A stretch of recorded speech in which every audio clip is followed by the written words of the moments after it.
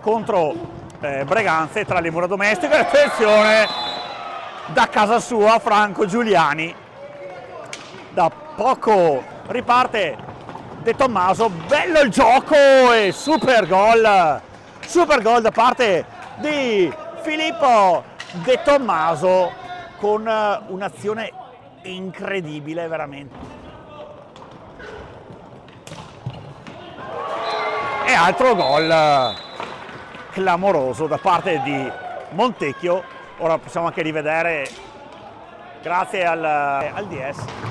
Allora Filippo De Tommaso in bello stile, non ha trovato il momento giusto per il tiro, per ora con una piccadigna dal nulla De Tommaso. Gran gol da parte di giusto Giannotti, bene possato, attenzione De Tommaso. Ritorniamo in diretta qui dal Palazzo Andrea della Valle, quindi ritorna con il quartetto. Il Paltrinelli lo disturba un pochino, però con un'azione clamorosa. Look per Nahuel Calvo, la pallina resta lì bene in mezzo per Dalla Valle. Dalla Valle non riceve la pallina, allora De Tommaso, bene per Paltrinelli, tiene e Bassano.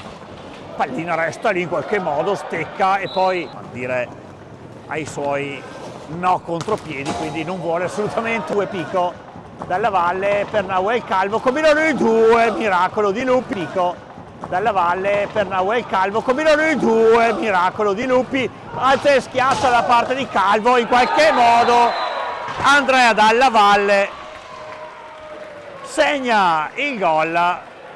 Il suo ha dato una mano anche appunto nelle gare in cui non c'è punto di battuta il signor Chiminazzo. Toniazzo per Andrea Dalla Valle, tiro del 23, deviazione del 73, tripletta per Andrea Dalla Valle. Attenzione con Giannotti che lascia partire un tiro incredibile, mette a 3 i gol per Pico, prima c'era di Andrea Dalla Valle, fa il resto. Allora Andrea per Nahuel Calvo, insiste, gioca ora con il cronometro, vediamo se la porta fino alla fine, ed opportunismo Nahuel, e 1 e 2, alla terza riesce ad infilare la pallina sotto le gambe di Federico Lupi. Nahuel Calvo che con e ancora Dalla Valle, poker per lui. Andrea Dalla Valle quando mancano 74 secondi alla fine. E ora con Montecchio che vince questa seconda giornata di ritorno